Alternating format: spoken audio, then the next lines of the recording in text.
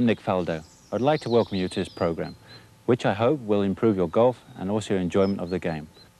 My Open Championship victory in 1987 was the greatest achievement in my golfing career. It was the realization of a dream, but it wasn't achieved without a great deal of hard work, commitment and belief. Over the previous 2 years working with my coach David Ledbetter, I had changed my swing completely in an effort to make myself a more consistent player. David and I spent many hours on the practice ground working on my swing. This program will enable you to learn our philosophy and see how we approach a round of golf. We traveled to southern Spain, to Valderrama, where we played the Volvo Masters, the last event on our European tour. But let's start at the beginning. And as we all know, good golf starts with a good grip. With David's help, all we're simply trying to do is unite the hands on the club, keeping the club face square. Now, as you see, David's drawn a few lines on his glove here to give you a better indication of exactly where we're trying to put the hands. As you can see, the left hand is pretty much a palm grip. It lies diagonally across the palm. This is indicated by these two lines here on the glove, and it's placed across the palm and through the first finger. Now, as Nick wraps his hand around here, we'll notice that the V formed by the thumb and the forefinger, the line indicated here, points very much towards his right shoulder. So very important to get that left hand position correctly on the club. And as you can see with these lines, what these indicate are that Nick can see two knuckles on his left hand. Very important for the club golfer to have at least two knuckles showing on this left hand. Yeah, I think initially, a couple of years ago, my grip was a little bit too weak. Right. And this, by moving it to the left, as you can see, my thumb is directly on top. And this causes poor takeaway and bad rotation of the arm. So it's important to feel that you're just a little right of center, nice comfortable position there. Then we apply the right hand. Right. Now the right hand is pretty much a finger grip, and as you can see, as we place the right hand on here, it lies across the base of the fingers here. The shaft lies right across the base, wrapping the right hand on top there. You can notice the thumb of the left hand fits pretty much into the pad, the meaty pad of the right hand here. If we can just open this, we can see it lies right under the thumb joint here. And as Nick places his hands on the club there, there's a little gap, if we can notice, between the first finger and the second finger. This little gap is important because it helps to join the thumb and the finger together. This just keeps the pressure consistent, and now as we can see, the hands are a unit on the club. Yeah, I personally feel I try to keep an even pressure all through my fingers, and as I said, very important, keep it nice and relaxed so you can have this movement all the time through your swing. You've got to have freedom. You don't want to be rigid. There we go, nice and relaxed. So really, to summarize, we'll see if the hands are set correctly on the club face will then be squared impact. There is a choice that we have as far as where we place the little finger of the right hand. Now, the most common grip, as Nick grips it, is what we term the overlapping or the Varden grip, where the little finger just sits on top of the index finger. This is most commonly used by most players on the tour. But there also is the other grip, the interlocking grip, which, say, Jack Nicklaus uses. And this, generally speaking, is used for people with very small hands. We recommend that for maybe juniors or ladies. And then there's the third grip, which is not very common these days, which is the two-handed or baseball grip, as they term it in America, where the right hand just sits beneath the left hand. Basically, we're trying to get the hands working as a unit. So I think the most comfortable grip is the one where the little finger just sits on top there and it just rides piggyback. We want to stress that it's so important to spend a little bit of time on your grip. It may feel very uncomfortable to start with. If you could just go out and hit a few balls each day, 20 balls, not worrying where they go, get your grip in the right position, then the feel will come. And if you can do this, it's going to help your game tremendously. Having now got your grip right, the next step we've got to take is getting your stance, alignment and posture correct. Now, the simplest way we can sort of explain this is to imagine your alignment as a railway track. And the outside rail is your target line going through the ball to your target, which we've indicated with an umbrella to make life a little easier for the camera. And you are going to stand parallel on the inside track. So the alignment is not actually pointed at the target, but is parallel to your target line. So let me just check this first. So it's now running what I would imagine to be a little bit left to target, but only fractionally, which is going to get you now in the right position. This is the easiest way you can work on this on the practice ground. Put the club down, and now we've got the base to work on, which is can get our body in the right position. Let's work from the feet up. We want a nice square stance, about shoulder width apart. We don't be too narrow, because obviously it's going to cause a lot of swaying. And the important thing with your toes and the feet are, if you were to stand naturally, you'd be square. So to make life easier on the follow through, we want to turn out the left foot just a fraction to give you the freedom to let this knee work. And again, we don't want to, on the backswing, we don't want to restrict the turn of the right knee, so we just let that open just a little bit. Right, now we've got our feet positioned, let's go on to our body alignment. And the most important thing what we're trying to do is get every part parallel to our target line here. So we start with our knees, we want these level, but then probably the most important area is your hips. You see how I want these in line, which is going to really pull the shoulders into the correct position. Quite often people worry a great deal about their shoulder position, but in fact, if your hips are slightly out of line, you can see how they're pulling slightly left. That's going to automatically pull my shoulder line, again now pointing left. Obviously the other way, if we're a little bit shut, the hips are pointing to the right of target, automatically going to pull the shoulders online. It's impossible to not move these two or move these two independently. So we've now got our body, as you can see, aligned correctly. Our weight distribution is nice and even between the feet. Now what I want you to try and do to get the right body posture is to just stand tall and then flex your knees, so in a nice comfortable position. And what we're trying to do is get the weight evenly down through the knees and into the balls of the feet here. So as a guide, as I look down, I've lost the vision of my laces and that sort of thing. I don't want to go too far where I can't even see my shoes. I'm here, nice comfortable position.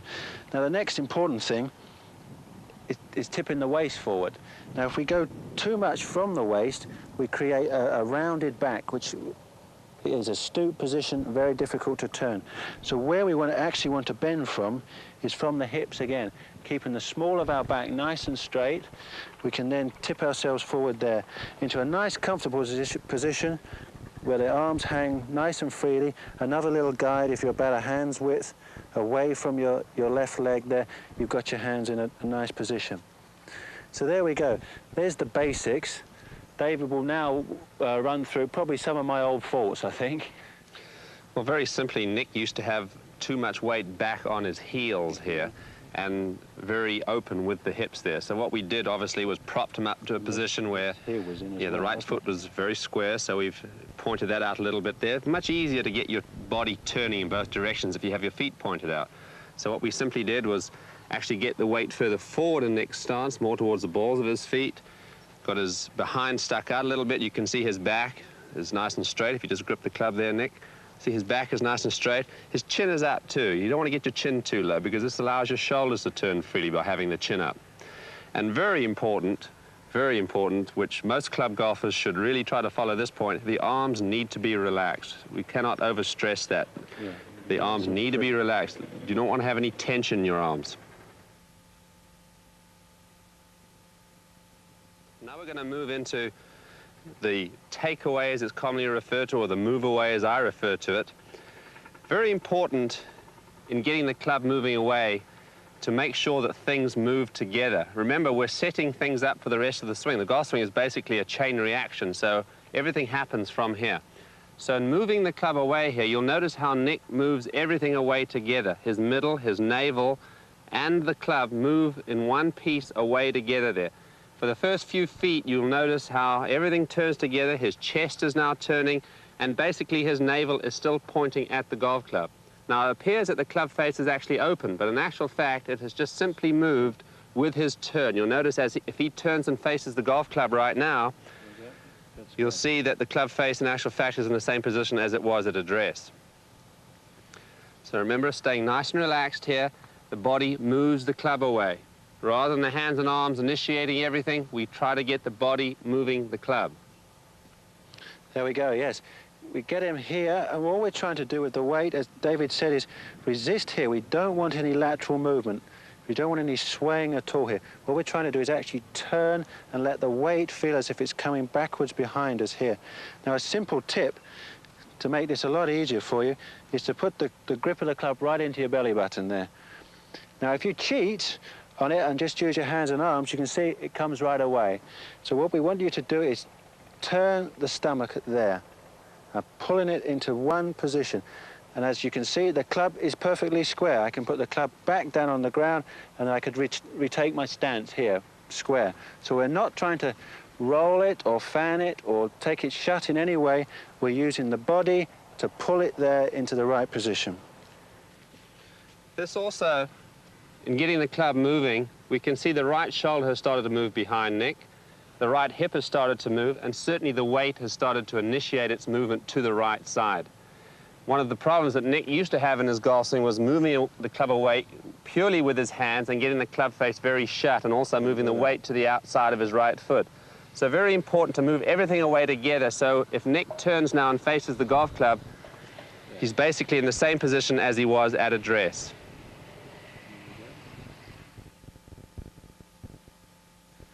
Okay, so if we can get Nick to move the club away to the first stage of the backswing. Now we're in a position really where the club continues.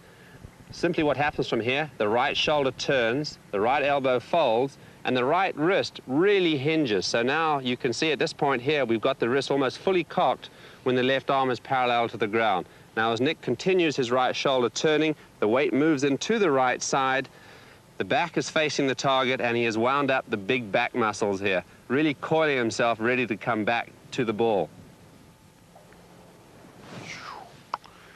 One great practice drill David gave me was what I would call a preset position, where after I've taken my address, I preset this wrist cock. So the club is parallel with the line and also parallel with the ground, so I have completed the wrist cock. I don't want to be here or too far down. Set it completely. Now simply all I do is turn my right shoulder behind me, but resisting with my right knee. I don't want anything else to fold back with it. So pulling back with the right shoulder. As you can see, I've completed the backswing in a perfect position.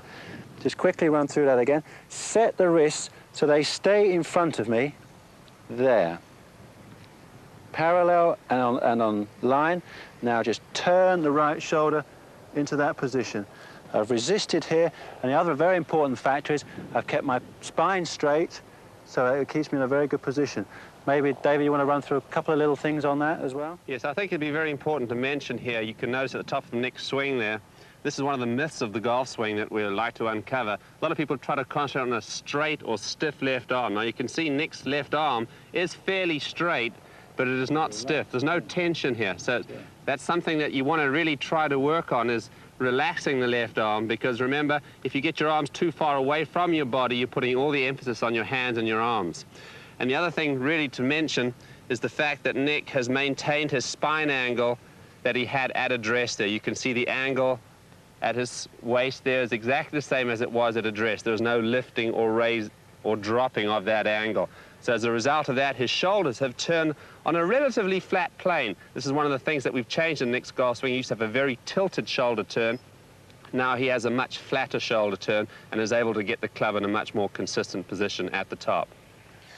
This is something you can do practicing. You can take a 9-iron and just work on this setting action, turning the shoulders. And I want to tell you, knowing that you're getting the backswing in the correct position every time is great for your confidence.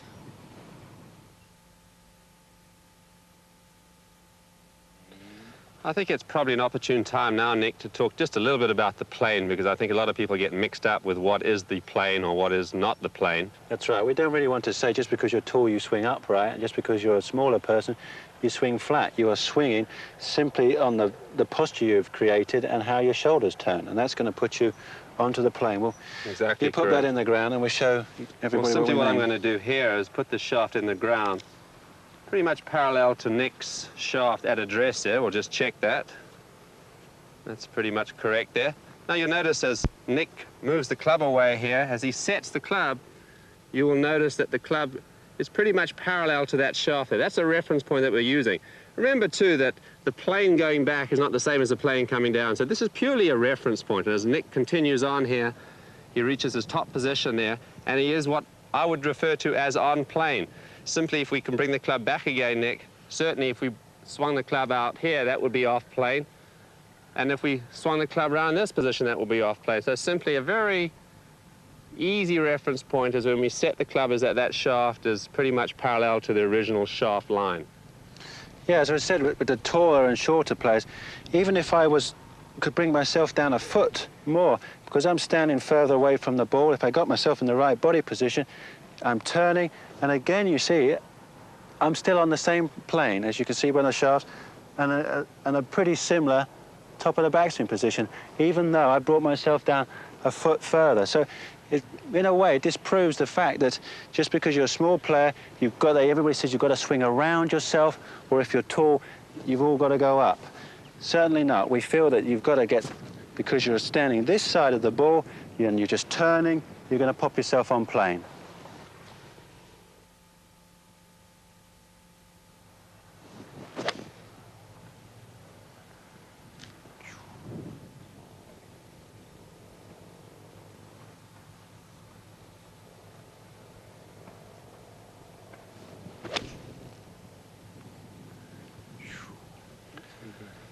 Now what we've done up to this point is really set Nick up for the art of actually hitting the golf ball.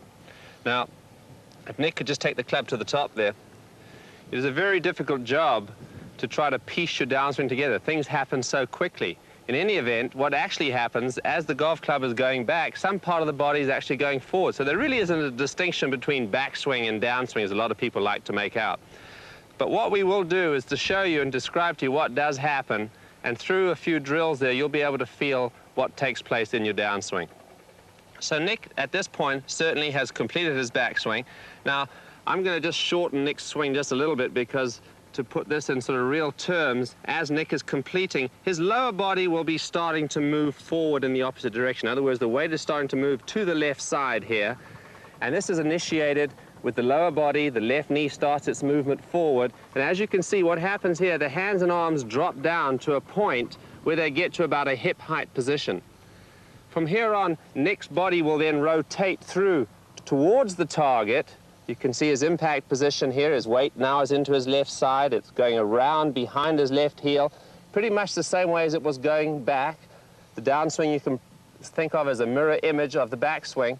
Now from here, as Nick clears his left side out of the way, his right side now comes through into a position where he finishes up in balance there, his weight fully into his left side and him facing the target. You can see here Nick's hips are facing the target, and his weight is now virtually 100% into his left side, and he's in a nice balanced position. For the slightly more advanced players, what actually happens at the top with the arms to create this leverage and this power that we get, as everything is pulling, as David was saying, as I start to get to the top, I'm pulling here. Also what happens is you get a re-rotation of the arms. They're actually pulling back this way, which drops the club onto this slightly flatter plane, which enables you to maintain this wrist set that we talked about, and you can pull the club as hard as you like now into this position. The right side has retained back a little bit. We're not trying to leap forward with the legs. The right side is staying passive to this position here. I've managed to pull the club down. Now I'm in a perfect position here. The club has come from inside. I can now release the body and holding through as the arms rotate into impact, square into impact, and I can squeeze the ball away, and then I let this left side fold. Very much as the right side has folded on the backswing, I let the left side fold on the way through, which keeps the club head moving through as quickly as possible into that balanced finish.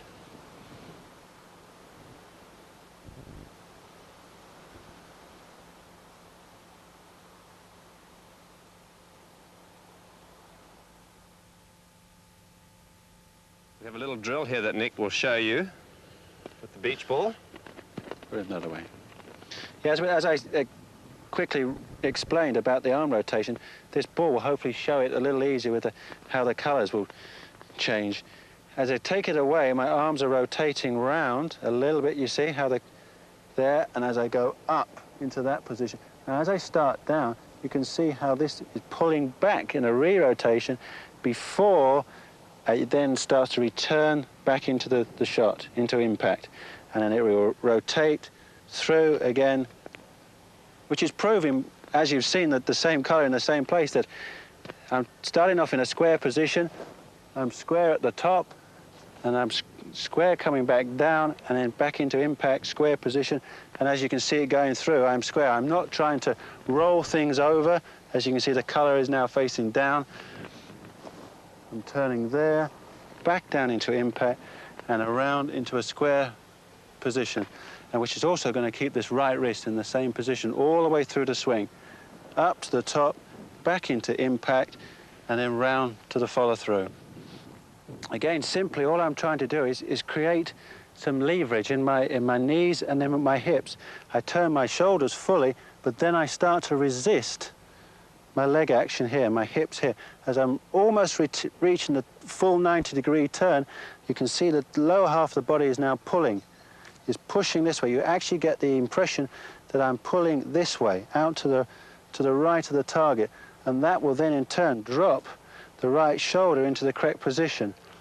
So that the club turns on plane, but then to get back onto plane, I get this sort of lifting action. The left shoulder's got to come up. It mustn't stay down, otherwise we get this over the top action.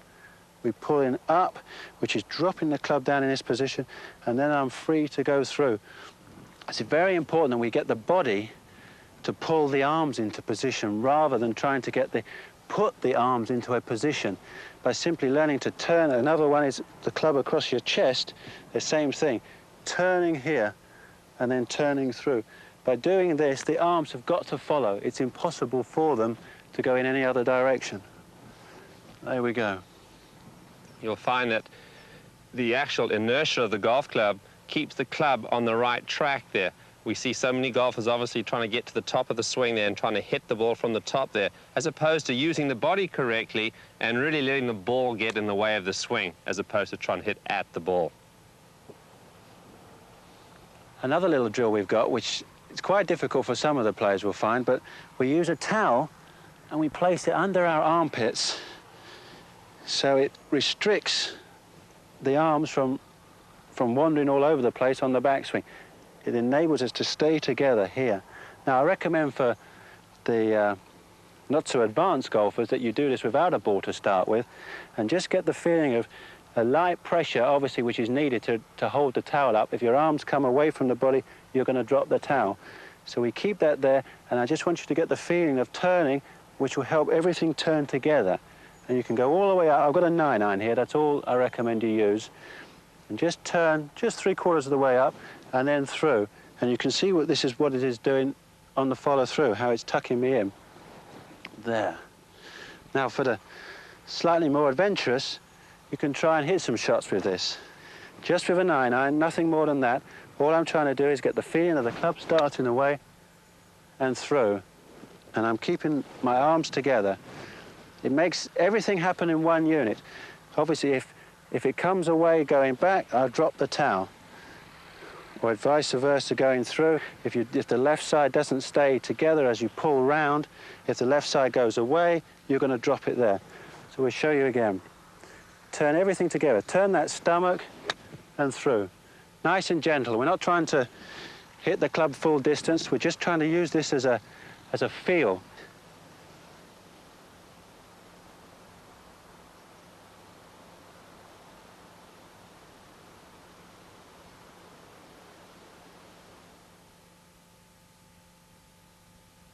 Well, Nick, I think we've covered every aspect of the golf swing this morning, and I think it's very important for the viewers to realize that although we've split the swing up into pieces, that they've now got to put it together again in one nice smooth package. So why don't you go ahead and hit a few shots for us, and we'll see how this is done. Great.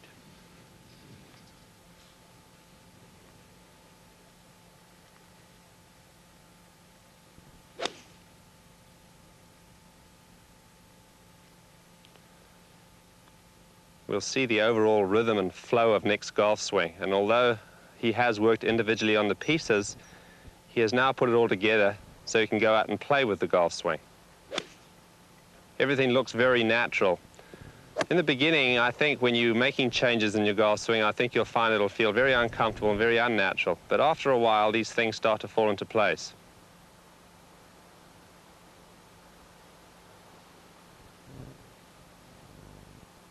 See how well balanced Nick is in his swing.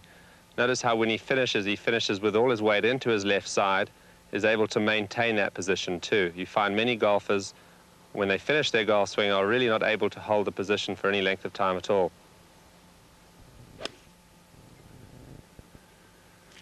Well, David likes it. Let's take it to the golf course and see what happens. Right, we're now out on the golf course, and the first club out of the bag is the driver. We're on the 10th tee at Valderrama, which will be the 10th hole in the Volvo Masters, which we play each year at the end of the season. We've chosen this hole because it's a good shape hole, and we've got some bunkers in the distance there which we can use to indicate how I line up. Now, one thing that we didn't touch on the range was really the ball position, because this varies tremendously with each club that we use, and also the variety of shots that we wish to play. So now we're on the golf course, we're going to spend a little bit more time showing you that. And with the driver, what we're trying to do, once we've set ourselves up parallel to our target again, our ball position is going to fall somewhere around our left heel to left instep. There's a personal thing. Obviously, some people try to hit the ball a little higher or whatever. The driver, of course, you're trying to hit on the upswing now, so that's why we have a little bit further forward than normal. And again, as we discussed, our posture and our alignment, I'm going to align myself down the left side of the fairway, but my target is somewhere towards the middle to the right-hand side as the hole shapes around the corner. Another thing, which is probably one of the most important things that all good players do, is they have a pre-shot routine. And I, like many others, we start from behind the ball, and we picture the shot that we're trying to hit, and we visualize the shape and everything, and then more important, we pick out a target in the distance that's going to keep us on track and gives us a good guideline. Right, so I'll go through the steps that I use. I stand behind the ball, and simply my target is now down the right-hand side of the bunker. So once I then step away from this, I'm now started into my pre-shot routine. So I've pictured the target, I put my club head down exactly where I want the ball to go. Down the right-hand side of that trap, I take my stance, so I'm nice and comfortable, so I'm perfectly happy that I'm ready to go.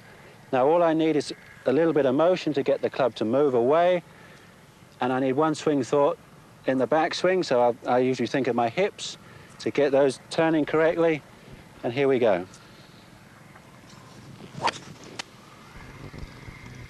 There we go, and it all went pretty good. As you can see, I've kept my follow through. I'm never trying to force the drive. I try to keep the same swing pattern, same rhythm, and hit a good shot.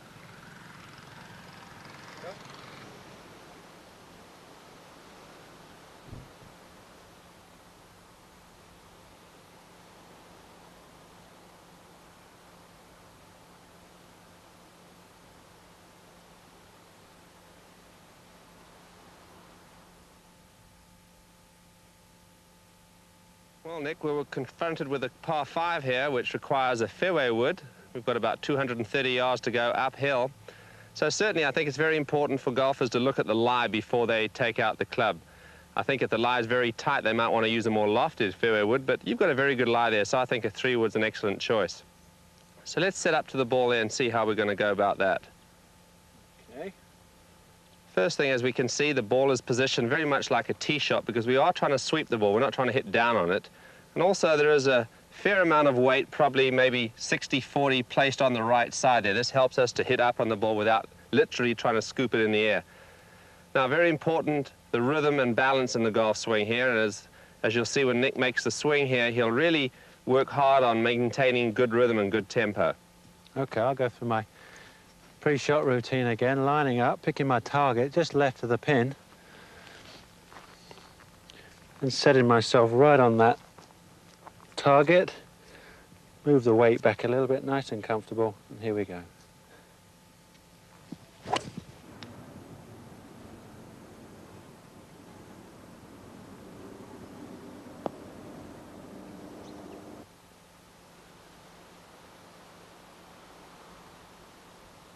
Tempo is all important. Maintain your balance and swing to a complete follow-through.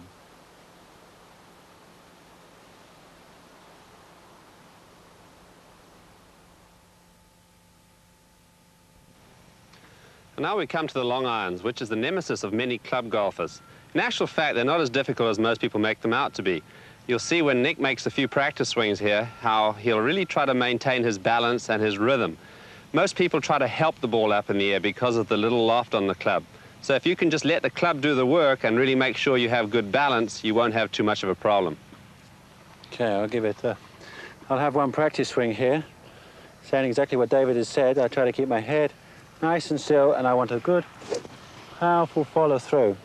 I don't want to be deaccelerating or trying to help it up. I want to be accelerating through the ball. Right, let's see if we can hit one. For a shot like this, I've got a slight breeze coming off the left, so my first thoughts would I would try and hold it up against that. So I want to have a slightly inside path. So I want to make sure I'm slightly inside and then through. So obviously for that, I'm going to have to stay very still on the shot and stay with the shot. Turn fully and release out to the right a little bit.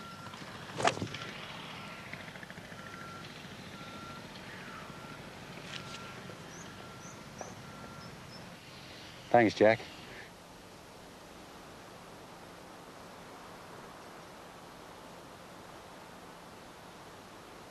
Long irons are harder to strike than fairway woods, so it is vital to stay down and believe that the loft of the club will get the ball airborne.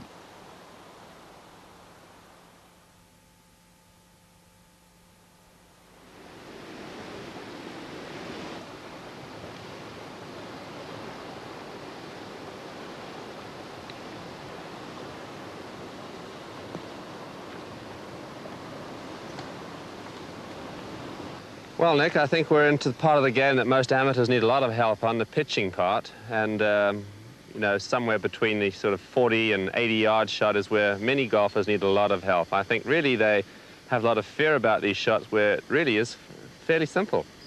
It's a matter, I think, really of understanding the technique to a point where they make a normal golf swing and understand how far they've got to hit it. That's right. I think we reduced the body movement considerably. We're just going to work with our hands and arms here, even to the extent of grounding our right foot to keep the body still. And the one secret that we like to use is we try to hold the club off a little bit, i.e. we're keeping the club head behind the hands. The hands are working faster than the club head all the way through. As we said, we've got to be aggressive with these shots and not quit on it, not try and help it up, but hit firmly through. Exactly. Why don't you hit a few, Nick, and let's see what we've got. All right, well, we're on the fourth hole of Valderrama here, and this is a great example of a pitch, a difficult one, over water with bunkers and everything. So we've got to be positive and firm with this. And as we said, I line up the club on my target, on the pin. I stand a little bit open, but I'm nice and firm. Weight a little bit on the front foot, the left side there. And as I said before, I'm going to pull it through and hold it there through impact. Keep my head down all the time.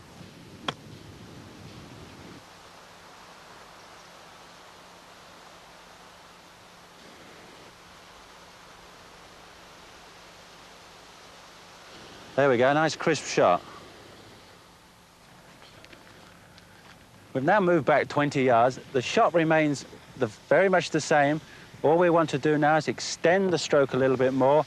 Same weight on the left side and everything. I'm using a sand wedge for this shot, which I recommend to all of you. And all I want you to do is get back in this same position. Now, one thing I want you to try and remember is to feel the distance. Is whatever distance you take the club back, I'm going to use about a half swing for this, that I want to go through equally the same.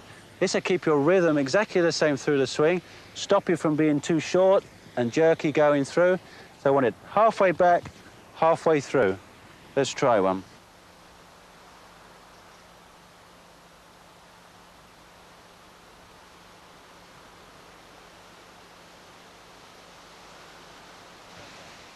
I just want to emphasize the arm action by keeping the body still. Relax your arms and almost make them feel heavy. I'm going to go halfway back, halfway through.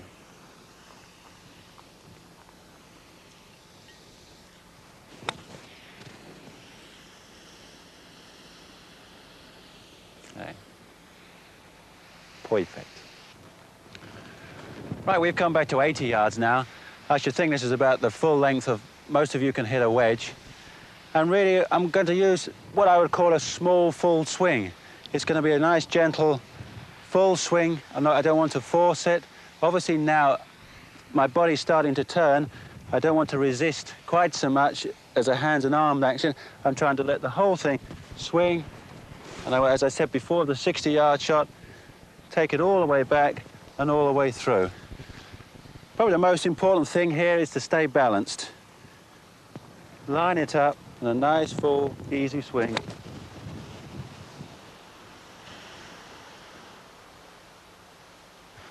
As you can see, I haven't taken much of a divot at all. I'm not trying to hit down on it excessively. All I'm trying to get right is my tempo. Nice full swing, back and through. If you're having problems in getting 80 yards, go to your pitching wedge. I think you'll find that a lot easier. I'll hit one more for you.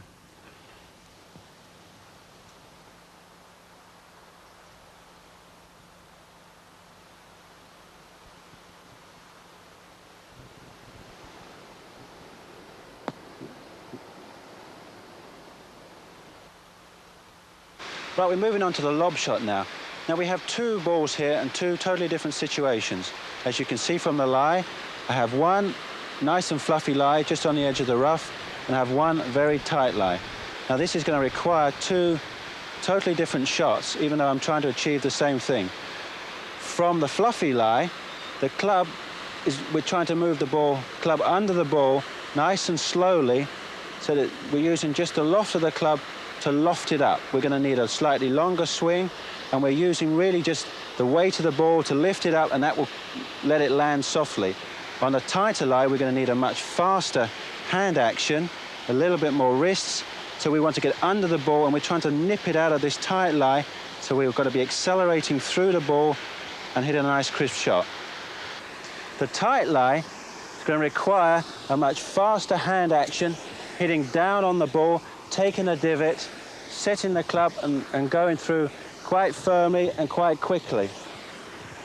Again, I want my weight on my left side, club face a little bit open. I'm going to set the club and then pull it through quite quickly, taking that divot. Let's try one. Keeping your head still all the time. Okay, a little bit firm on that one, but I'll show you the softer lie now. When the ball's sitting up, we're going to use the bounce of the club to go under the ball, and that's going to lift the ball up into the air. So it's almost, even though we're quite close to green, we're playing like that 40-yard lob shot, the pitch shot rather. We're going to hit through the ball quite soft, a much softer hands and arms action. Because the club face is open considerably, we have to take quite a long swing because we're losing that length. We're trying to send the ball up and then land softly. So again, weight forward and quite a long, slow swing.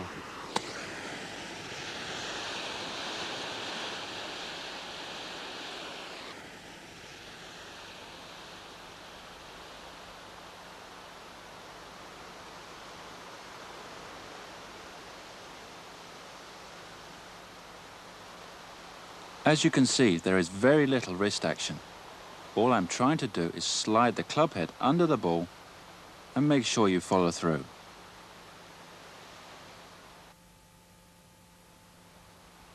The 6th green at Valderrama is a beautiful par 3.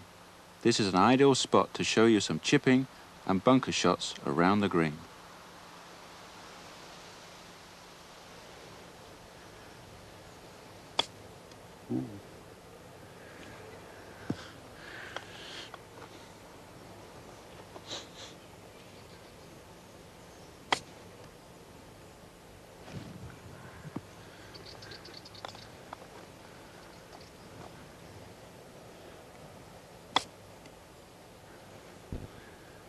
Well, what did you think of those, Dave?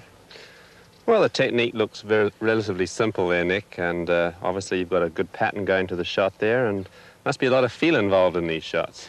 Yeah, I actually try to get my right hand as the field club. I use my left as just to guide it through the stroke, but you get the feel with the right hand, almost as if you're feeling the distance, rolling a ball towards the hole.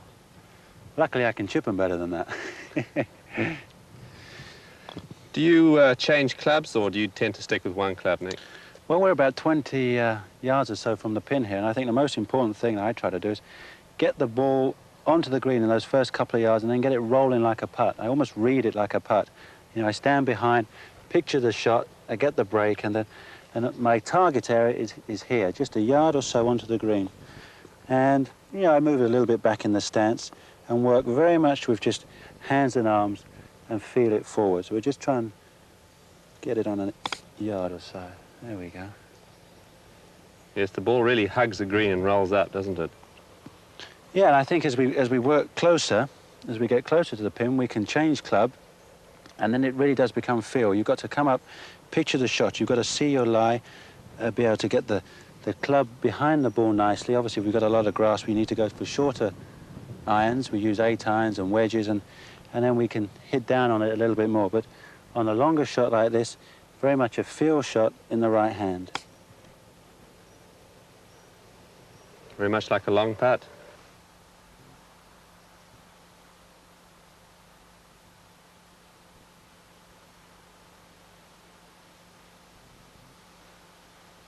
Okay, Dave, we've now moved to the back of the green.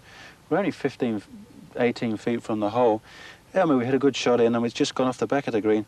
And this is a shot that a lot of amateurs are afraid of, because really all we're trying to achieve is a simple little stroke backwards and forwards, throw the ball onto the green, we're downhill to the hole, and we just want to let it roll.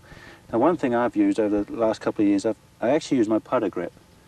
And I think this helps me because all I'm trying to achieve is a little stroke backwards and forwards. I'm not trying to help it at all with my wrists and loft it onto the green. Very much a pendulum type stroke then. Yeah, we work very much with setting this angle with the arms and the shoulders and keeping that all in one unit, going backwards and forwards. Move the ball quite a long way back. I've got a 9 iron here. As I said, all I'm trying to do is just loft it a couple of yards onto the green. There we go. It's a very dead shot, isn't it? It doesn't roll much. Yeah, we're trying to just put enough hit. By changing your grip, that helps because you've reduced this little bit of wrist action. You know, if you come out too much wrist action, you're going to hit it too hard. So with the dead wrists, we can get a nice... See, I can hit that quite firm, and the ball's only gone a couple of feet past the hole. Exactly. Now, you're using a 9 iron here, are you, Nick?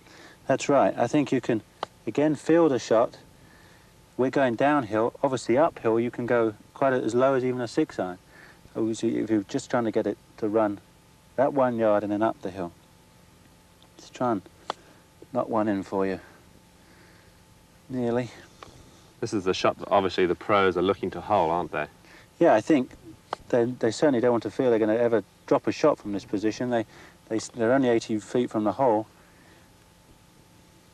And with a bit of luck, we'll get one in. There we go. Very good.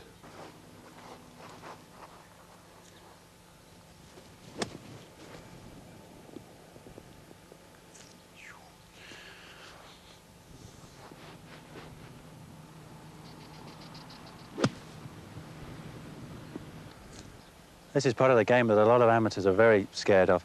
David, let's get you in here and explain the technique of bunker play. Well, you certainly made those look easy, Nick, and we'll see if we can do that for the viewers.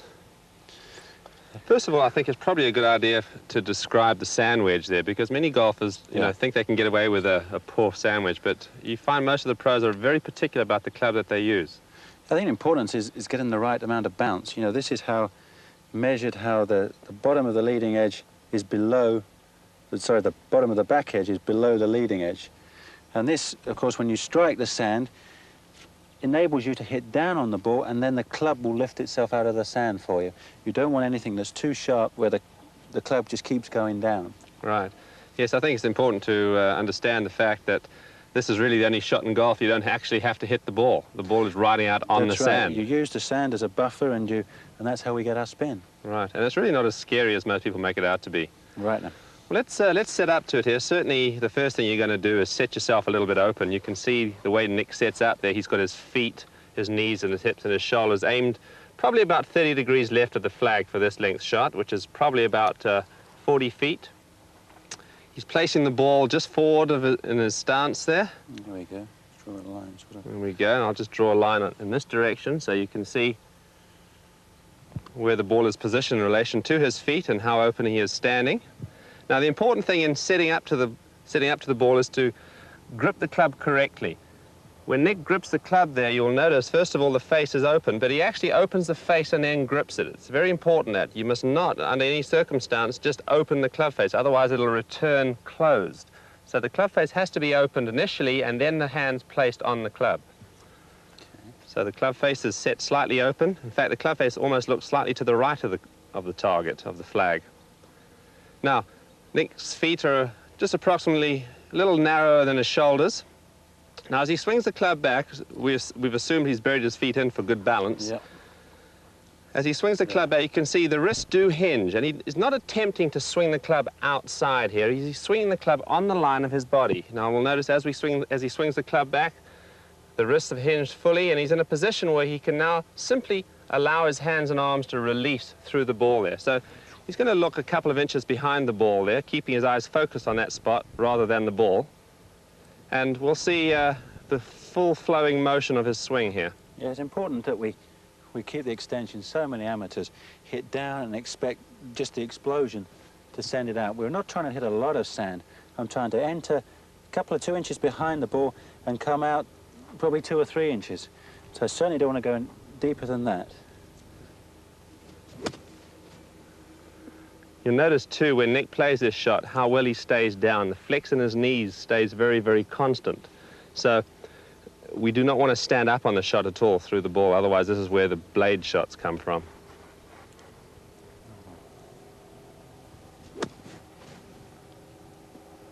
So Nick can get fairly aggressive with this shot as well, but as long as he makes contact with the sand and keeps the club accelerating through, he is certainly not going to hit the ball too far. I also find that keeping your base still, if you use too much leg action, if you try to help the ball out with too much leg action, you know, you've moved your center forward and that's going to cause you to thin it. So keep that right knee firm in that one position and really just use your hands to pull the club through the ball. There we go.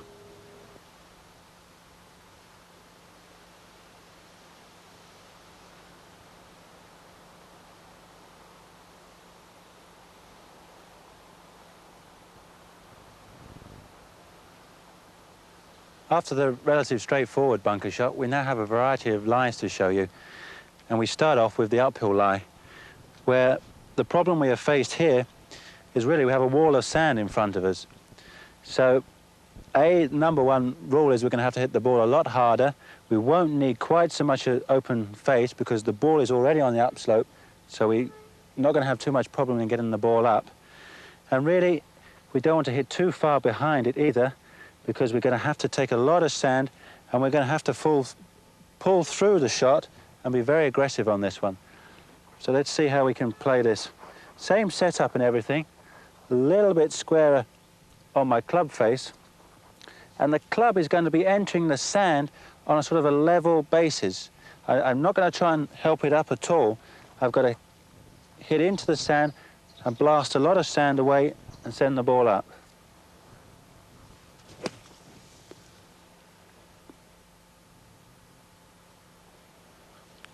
Just to repeat this shot once more, remember I've got this wall of sand in front of me. I don't need to release the club at all. I can hit it in quite firm, holding this left wrist solid.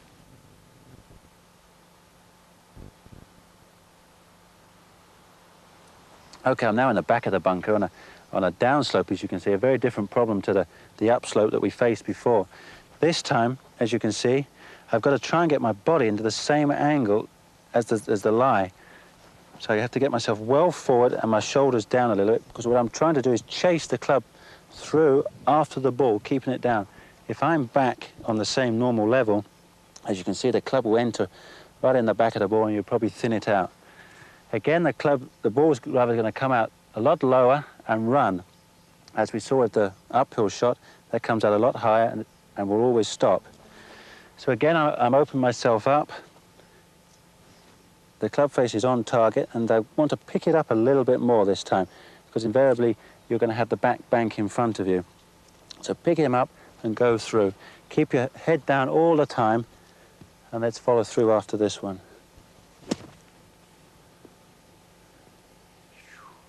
Stay up there, ball. The amateur's nightmare, the plug lie. Now, it really isn't as difficult as you think. And with a lot of amateurs I've watched playing, you certainly don't have to go in there as if you're trying to kill snakes. Really, all you need to do is have a short, sharp thump through the sand, and on this occasion, you don't need to follow through. What we're trying to do, depending on the length of the shot, on a shorter one, we can have the club face open, and all we're trying to do is have a nice thump going down through the sand. And as you can see, I'm just trying to keep down and just remove that sand from in front of me. The stance is very similar, just a little bit more weight on the left foot. We can set the club a little bit more on the backswing because we're trying to get down steep into the ball. Again, we go in probably 2 inches behind and then down and through, and you stay there. If you keep your eyes there, don't lift up, trying to help it up in any way. Just stay down and pop it out.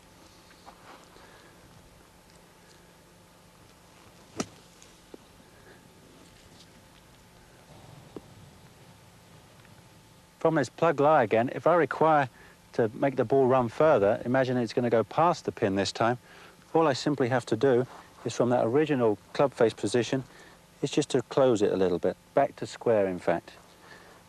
And again, there's the same downward stroke and popping it through, and it should run a lot further.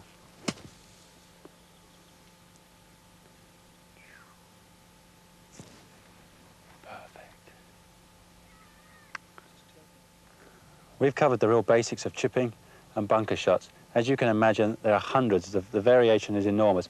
Let me show you how I practice. Now, wherever they lie, let's go and play them.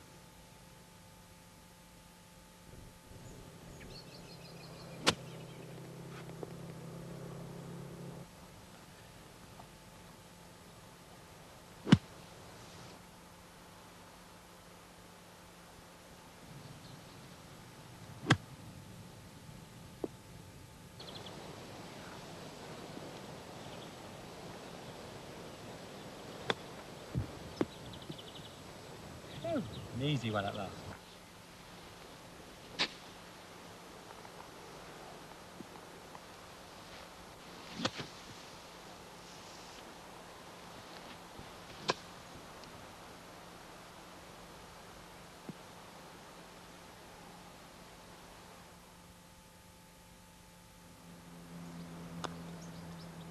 There we go. Well, that'll be a nice one to win the Volvo Masters, Nick. Oh, so I hope I can do it as easy as that. Let's talk a little bit about putting, shall we? Yeah, really we want to work on the basics and give everybody a good idea of how to get a simple, repetitive stroke. Exactly. So we start from, I think, just from 3 feet to give you the right picture of what we're trying to achieve. And that's a nice pendulum action with the shoulders and the arms nicely relaxed, forming this angle where we can keep the club just going backwards and forwards on line. There we go, put one there. I want to just take him back and through. Simple as that, on target. Where do you have your eyes in relation to the ball, Nick? Well, I think a simple exercise to do is to take your address, get yourself comfortable over the... Give you another ball here. Well, I'll use this one here, and I pop it right up on the bridge of my nose, and if I release it, there we go. That's where he landed. Then that's directly over your eye line, both vertically and in between your vision as well. So that's a great indication and a nice easy tip to get you positioned every time on the putts. Most people really are a little tentative, and as they come coming through, they start to follow and they start to peep at the hole. If you can pick a small target, a little speck behind the ball, and as you go through, you keep your eyes on that target all the time, and you can see how well the club head then goes through to your target. This is one little drill you can do quite simply. 6 tees placed wider than your putter head, and the idea is just to give you a guideline of coming back and through the ball correctly. Obviously, if I bring it in too far inside, I'm going to hit this tee and I'll be thrown off line. So I want to go back and through, keeping the putter head nice and low and slow. And also a good tip is whatever distance you go back, you also go through. This will keep you accelerating through the ball. And a couple more. You got anything to add to that, David? No, I think it's very important that people understand that on these little putts there, the putter certainly does work pretty much straight back and through, but as we will see when we get into the longer putts, the putter does tend to work a little inside. Well, this is another little effective drill that we use, Nick. Let me just place this shaft under your armpits here. Stab me. There we go.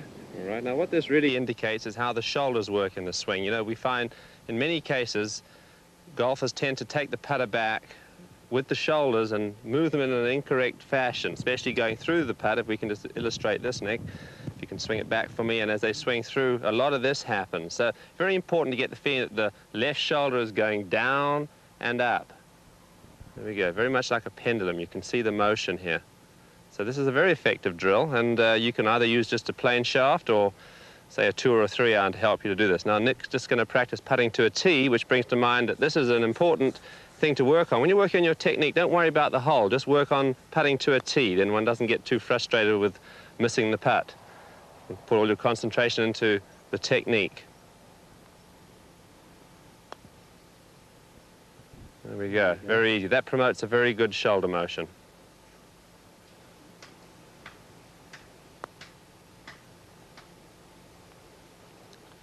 Well, without a doubt, there are many individual putting styles, but the thing that all great putters have in common is feel. And this is one drill that we've developed to help you to get the feel. Simply, we put some tees out at 10-foot intervals, and simply by putting to each tee, it helps it develop the feel that you need in order to hit the putt a certain distance.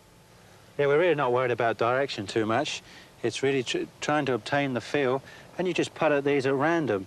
And it's by doing it just once, it teaches you a little bit of muscle memory and certainly a lot of feel. Another simple way of doing it is to putt them one-handed. We recommend you use your right hand as this really is your feel hand. Your left is really your guiding hand. And again, you can just let this flow nice and freely and send them down to whichever tee you wish. And then one more little idea, which is very good, is once we've got our direction, after you've taken your aim, take a good look at where the tee is, and then shut your eyes and remember that, and hit it through to the tee. Using your right hand again to feel the putter going through to the target. You feel your putter grip very light on the club, Nick? Yeah, I use a slightly overlapping grip, but I try to keep as much pressure out of it as possible. Can I just pull that out of your hands and see? There you go. There we go. You see, most people tend to strangle the putter, thereby losing feel. Gripping it nice and lightly really gives you the sensation of the putter head, doesn't it? That's right. You want to spend a little time just feeling your putter head. On your practice stroke, all you're doing is feeling the weight of the putt and feeling the putter head. And then we come back into the putt and let it go nice and freely through to the hole. That was a better one. Now, there are situations in golf, unfortunately, where we're not left with just a normal, straightforward golf shot. And there are times when we're going to have to manufacture a shot. Now, with a slight variation of your technique, you'll be able to hit different types of shots. So Nick is going to explain a few of these shots that come up fairly often. The one which you're obviously going to be faced with, well, hopefully not too obviously, is a tree in front of your path to the pin. Now, the route that I've chosen for this shot is under the tree because I've got a nice run up to the green, so it's possible to play this. So I'm only about 140 yards from the hole, but I've got a 5-iron here, which I can deloft quite simply by, A, strengthening my grip very, very slightly, which is going to deloft it, moving it fractionally back in the stance. Now I can see the club face is going underneath that branch. I can even move my weight a little bit further forward, and as I take the club back, I can set the club a little bit more. Again, everything's going to give me a slightly steeper blow and delofting the club, you see, through the ball. And I want to keep the club head behind the hands at all times. So I follow through here. I don't try and scoop the ball up, where you can now see the club head has gone faster than the hands. And most importantly, swing it nice and slow. Don't snatch at it, and stay down and believe you can do it.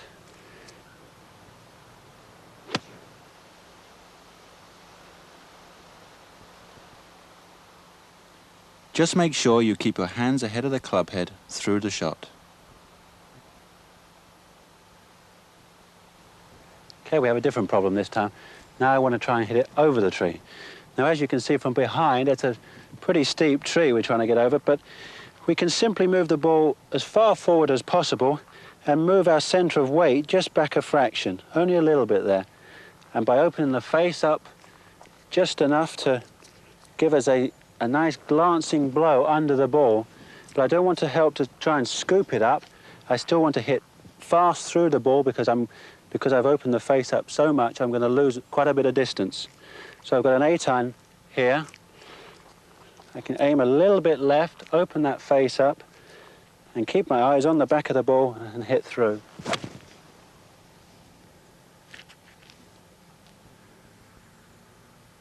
And there we go. We got it over and safely onto the green.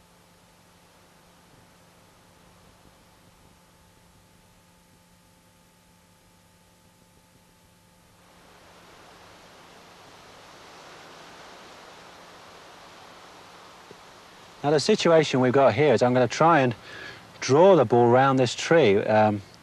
Luckily I've got a bit of right to left wind to help me, so David, if you'd give me a little lesson here and run me through exactly what I've got to do. Well, certainly. You know, in order to shape your golf shots, you really have to do it through body alignment. Yeah. So the first thing one has to do is to certainly aim the club face where you want the ball to finish. Right on the pin. I'm going to aim my club right on the pin. Right, now if you could then line your body up to the point where you want the ball to start. So now what we've got virtually is a situation where your body is slightly closed in relation to your club face. Yeah. Now certainly to have a good picture in your mind of the shot you're going to play is very, very important. So you're probably going to have the ball a little further back in your stance than normal. And certainly by visualizing the shot in your mind, you'll probably sense that you're going to release the club a little bit more with your right hand. So let's see if we can picture a good right to left swing shape here. So I've got my club head on target. I'm going to aim my body out and shoulders out towards the right-hand bunker and just release the club through. I may have hit that a little too hard. Oh, that's pretty good. Very good shot, Nick. Well, we put you in a situation here, Nick, which requires a left to right shot going around the other side of the tree. So let's set yourself up here as if we're going to play a slight fade. So first of all, let's line the club face up at the point where we wish the ball to finish. Right on the pin. Right, now set your body up a little left of target there where we would like the ball to start. Okay. Place the ball a little further forward in the stance as well. Now what we're also going to do here is to weaken your right hand. Get your right hand a little more on top here. This helps to keep the club face open through impact. Yep, I think I can pull through hard left through impact as well and hold the club face off. Exactly. Now it's very important to visualize this left to right shot. Okay. Got the club on target, aiming left, and a pull hard left.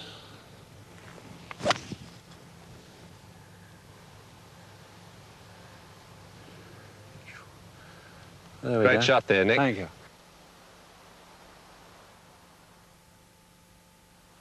Tempo is one of the keys to consistent play. It helps to eliminate the pressure and the stress from the game. Through the whole of my career, swing tempo has been my strongest feature. To illustrate, I will hit 15 shots with 5 different clubs. See if you can spot where I change.